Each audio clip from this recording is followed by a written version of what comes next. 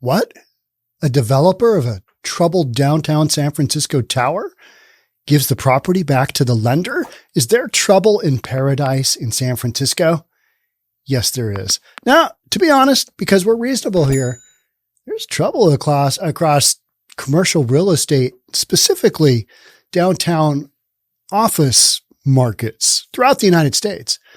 But in areas like San Francisco and Portland, it is worse. How bad is it? Let's get into it. Let's talk about it. Here we go. So the developer, here's a good picture of where that would be. Can't you just picture that with a bunch of homeless people out in front? Some people selling some drugs and just the standard San Francisco shenanigans, right? The developer behind a stalled effort to build a 40-story housing high-rise in downtown San Francisco has given the property up to its lender in a sign of growing distress in the city's real estate market. Now, you heard a lot of talk about this is going to be real estate, kind of commercial real estate, but mostly what it is that you are looking at markets which have already got some instability in them. Like people aren't sending their employees back into the downtown cores. They're just, we went through that whole, we can all work from home forever to, hey, we're going to have to work a couple of days in the office. But during the pandemic, so many of these downtown cores just emptied out. All the people left, right? And you've got situations where crime rose, homelessness rose because we weren't sweeping in any of the encampments. And then on top of that, you've got issues where people don't want to come back into the downtown. One of the storylines that I cover all the time is the fact that transit is a non-thing anymore. People don't want to ride the bus because you got a bunch of whacked out fentanyl smoking people on the bus. Bus drivers are getting sick. You got people attacking other people on Metro. This is not only on the bus, this is on the train too. But people don't want to commute into the downtown cores. People just they don't want to go into downtown, right? So even in cities that have had very stringent stuff go on where they haven't allowed the craziness of a Portland or an LA or a San Francisco or a Seattle to go on, they've still got issues. But what you've got is you've got these downtown cores where you've had much more of this go on, San Francisco in particular. We're going to talk about it, but one of my last podcasts was Whole Foods just shut down a store in downtown San Francisco that they had only opened up 1 year ago. 1 year ago. And they shut it down due to extreme examples of violence. You got violence going on. You've got crazy nutjob people running around on drugs. And, it's not safe to sell groceries. It's not safe for the management team. It's not safe for the employees. It's not safe for the customers. It's not safe for anybody in the equation. So you've got all this going on. Meanwhile, you've got a lack of businesses occupying downtown office space. You've got a ton of office space that is already on a sublease basis, meaning somebody comes in and takes a whole bunch of office space and then they realize they don't need some of it. So they sublease it out. You got a whole bunch of that, millions and millions of square feet of that across the United States. They're going to come up for renewal in the downtown cores and people aren't going to renew it. It's going to become vacant. In San Francisco, you've got a vacancy rate of about 30%. So a lot of these companies that, got big mortgages on these buildings and they've got all their folks in there in those buildings, they're going to be saying, hey, at these occupancy levels, we can't make a go of it.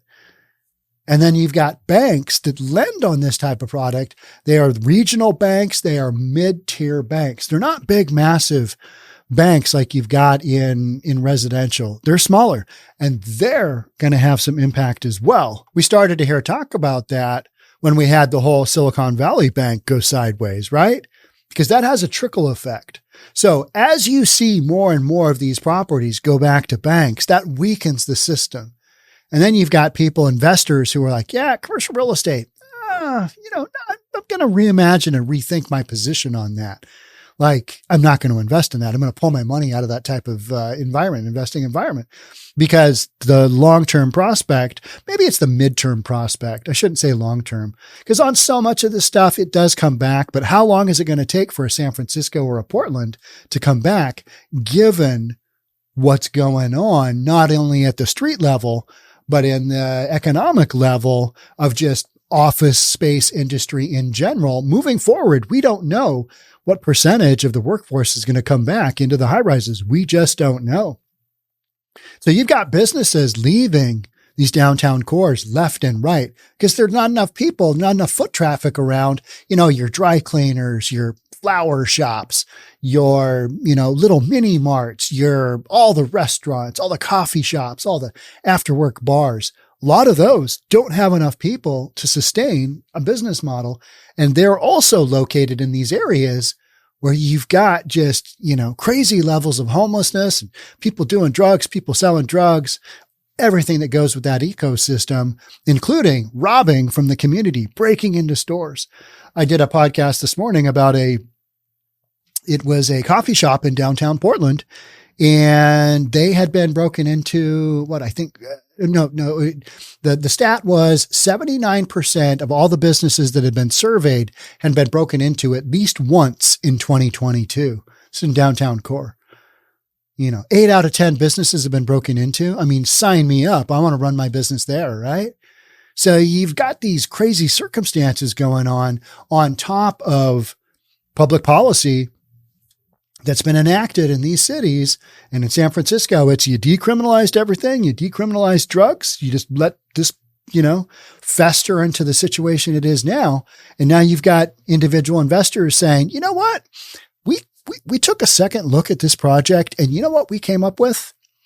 Yeah, we're going to, Mr. Lender, you've got the note on this property. I'm going to give this property back to you. We're just basically going to hand it back to you, and we're going to cut our losses, and we're going to say, hey, thanks for helping us out here. We out of here. And that's literally what we've got going on here. So Developer Build Incorporated has filed a deed in lieu of foreclosure for its One Oak development at 1500 Market Street on the corner of Market and Oak Streets, according to city property records. Property owners may sometimes choose to give up their properties through this process as an alternative to foreclosure when they default on their mortgages. The news about One Oak was first reported by the San Francisco Business Times. So deed in lieu of foreclosure still basically goes on your record as a foreclosure, but your credit doesn't get absolutely ripped apart. Who knows? Maybe they bankrupt Developer Build Incorporated. I don't know how many projects they have going on. I don't know anything about them, but oftentimes they'll tee up an LLC, have that be the owner of One Oak, and then they banco that, and, there's strategy involved. But deed in lieu of foreclosure, during the Great Recession, we didn't see a lot of that. We saw short sales because most of the stuff that got taken back were residential homes, and you could sell it. Yeah, you're going to sell it for a loss, meaning you're going to sell it for less than what is owed on it. Therefore, it becomes a short sale. But that's better on your credit by a number of years as far as you being able to go out in the future and buy a home again. It's much better than foreclosure, and it's better than deed in lieu of foreclosure. So deed in lieu of foreclosure is kind of somewhere in the middle, and you basically just take the deed. There's some consideration involved, a few bucks, and you hand it back to the lender and you say, here you go. Good luck with that. You enjoy that because we didn't. And we think that cutting our losses is worth it relative to the losses that we see potentially down the road, given where the commercial real estate market is heading, not only in San Francisco, but across the United States. So that's kind of where we sit. According to city records, Build Incorporated owed more than $44 million in debt to lender Washington Capital Management Incorporated, and gave up the property for a nominal $100 fee. That's your consideration. That you got to have some kind of financial consideration involved, right? And Washington Capital Management did not respond to a request for comment. Not shocking. Hey, you got this property back. Way to go. Hope you do something cool with it. So this is a really good example of a project that's been kicking around for a long time. Property's probably sitting there vacant. I don't really know what's on it. Maybe an older building, But you've got these buildings all the time, and people always want to say, well, just turn it into housing for the poor. Nobody's using it. Well, they'd intended on building a 44, story tower. And then things went sideways. And then, interest rates having bumped up the way they have, and vacancies rates bumping up, meaning the occupancy rate dropped substantially, 30%. You can't make a run of something new when you got 30% occupancy rate in your downtown core. That's a no-go. That's an economic headwind that you'd be heading into if you try and bring all this property in. Because it sounds like this was going to be a residential. It was going to be condos to start, and then they switched it over to rental housing. Well, without a lot of people working in downtown, you don't need a lot of people occupying or buying or renting downtown housing units either, right? So you've got this big pushback from the downtown cores. And this is one of the first buildings that I've read about, that I've seen of significance, where it's basically just, here you go. You can have it back. Good luck with that. Enjoy. One Oak has started a somewhat troubled development history. One Oak has had a somewhat troubled development history as it sought to start construction amid a difficult financing environment and rising interest rates. Build Incorporated originally won approval to build 304 for sale condos in 2017, before pivoting its plans to 460 rental units last year. So for sale condos are probably bigger, nicer, better, because, you're going to sell them, want to get top dollar. If you're going to have to rent them out, you cheap them out, you pack them in, you get more, and you make your profit over the years by renting out, raising those rents. And hopefully at the end, you can sell it for a bunch more. And then, that's your game plan. The developer also tried to offload the site in 2018, blaming rising costs and fees as major barriers to construction. Build Incorporated is also behind the 469 Stevenson Street project that became a flashpoint in San Francisco's housing debates after the Board of Supervisors moved to stall the project. This is the kind of nonsense that when you talk about, well, we need more affordable housing. Well, when you've got a Board of Supervisors that does stuff like this, not saying it was right, wrong, or indifferent, but when you've got a Board of Supervisors that is not pro-business, that just basically doesn't understand real estate, whether it's commercial or, residential, this is the kind of stuff you get. We need you to build more affordable housing. We need you to put more effort into the units built. You know what developers are going to do? No. Here's your product back. Here's your project. You can take this back. The mid-market neighborhood has struggled after the pandemic dramatically cut the area's pre-pandemic daytime population of office workers, increasing vacancies and heightening concerns over public safety and street conditions, because it is dangerous as F in San Francisco. I mean, we saw Pauly P get whacked in the head with a hammer. We had Bob Lee, the CEO of the tech company, get stabbed to death. Or we're not even really sure how that went, but he died because he got stabbed, or we don't really know what happened there. And then you had the former fire chief commissioner of the city of San Francisco get just beaten up by a bunch of drug-using homeless people out in front of his house. So, you got some situations in San Francisco. You multiply that on a much greater scale, because if you got to spin 304 units or rent out 460 units and you got this kind of stuff going on at the street level, you might have a little bit of pullback from your consumers, from your market that wants to either buy or rent these things. You may not have a strong, numbers to look at. And I think that's exactly what happened here. And given the interest rates, so you just had a combination of a number of things that made it such where this entity, just One Oak, said, yep, we're out. We're going to cut our losses. We're going to get out. Sorry, investors, that project didn't really pencil out the way that we envisioned it, right? So in the latest blow to the neighborhood, a Whole Foods grocery store announced its closure barely a year after its grand opening, citing safety concerns. I just recorded that podcast this morning, and it's probably out by now when you're watching this.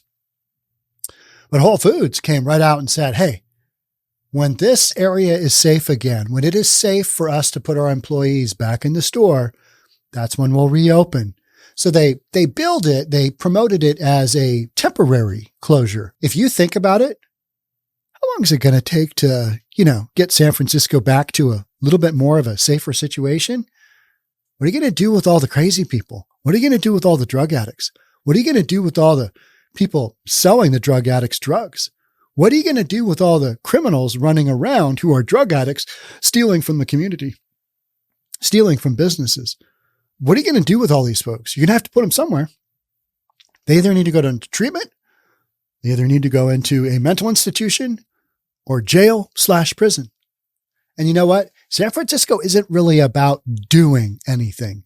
They're talking, they like to talk and have conversations because that's how you handle things. Crime? What crime? Things are mostly okay. I have people tell me all the time, hey, you know what? Things are actually, crime isn't that bad in San Francisco. It's just not that bad. Yeah. Well, here is the real proof in the pudding, right? That's not true.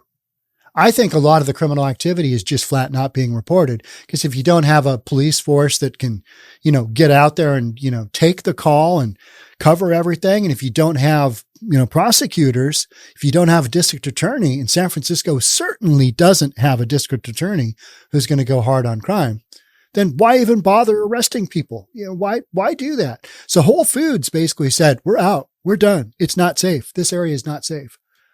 Commercial vacancies in San Francisco are nearing 30%.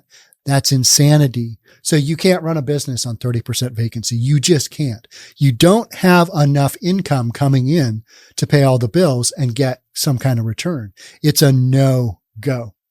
And show little, especially if you're buying a building in today's dollars.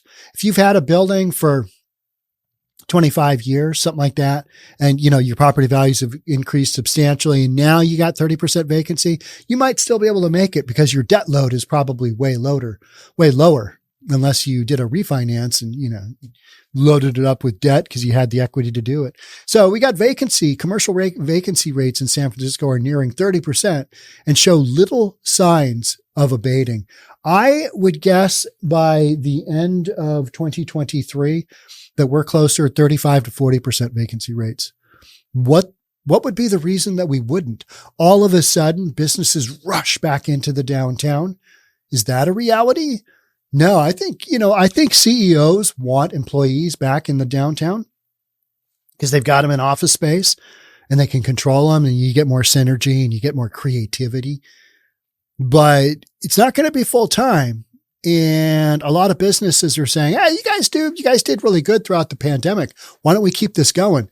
And what they're not saying is because we don't have to pay for all that extra expensive office space either.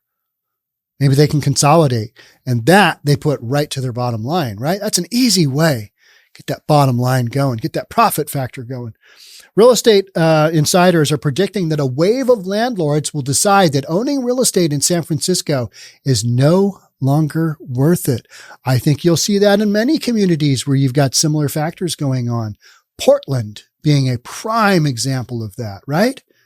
You want to be building a new construction commercial building in an environment where you don't know what the occupancy is going to be, whether it's 30 or 40% vacancy rate.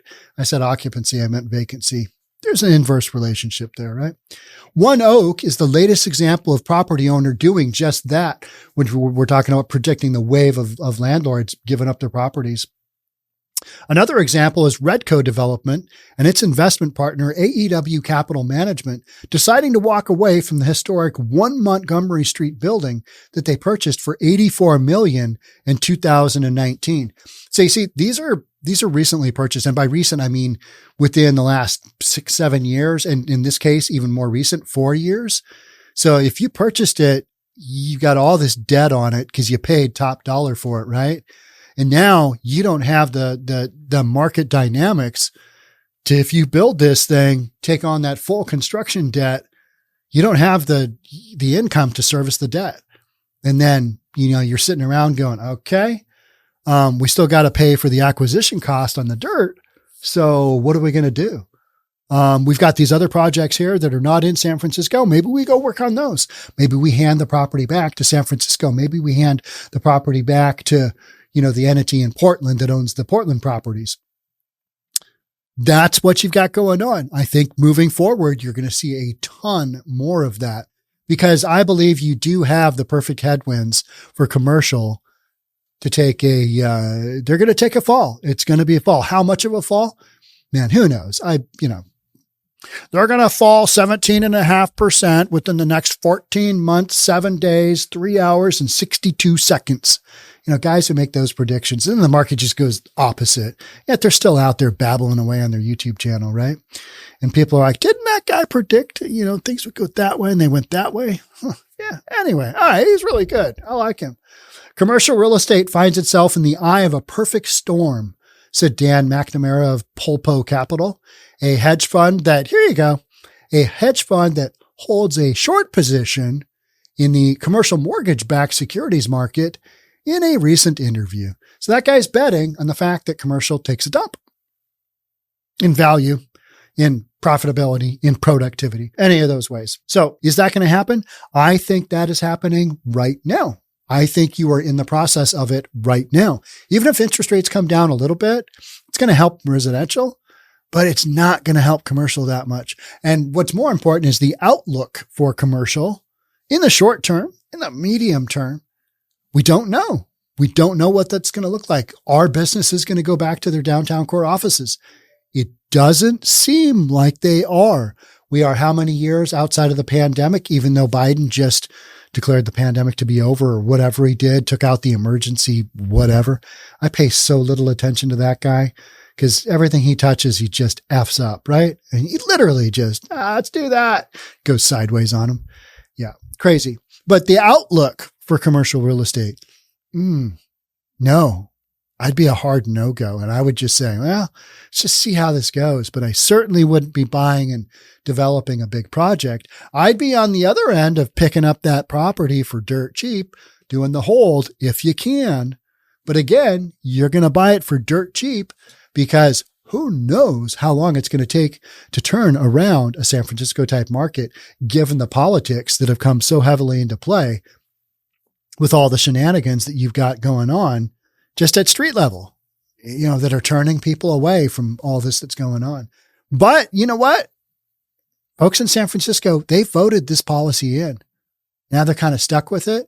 Now we're seeing the progression of, okay, well, let's see what it does. Let's see how this impacts the commercial real estate market. When you go through a pandemic, when everybody worked from home, those are all things that we didn't see coming. Nobody, penciled in 2020 to have an economy just get shut down entirely. Nobody penciled that in. And then, hey, big business empties out, all their downtown office space, just lets everybody work in the burbs. People get really excited about that. They go buy houses in the burbs. Now they're being told to go back to downtown. Tough sell. That's a tough sell. So this is something I am following extremely closely because I think you could have a major, major commercial meltdown. And I'll have podcasts for you guys for days. We'll cover it. We'll try and make it not too boring because let's be honest, real estate can be a little dry at times, but I like to spice it up. And I appreciate you guys being here. So that's it for me on this one. Love to have you subscribe if you haven't already. Hit that notification bell because we're dropping 2 videos a day, Monday through Friday, 1 on Saturday, 1 on Sunday. Also, check us out on the Discord channel. We're at Reasonable Plus. That's free. And then we've got our $10 a month private channel, reasonabletv.com. That's where the stuff goes that wouldn't make it through the censorship process elsewhere. Thanks for checking it out. I'll catch up with you in the next one. Bye for now.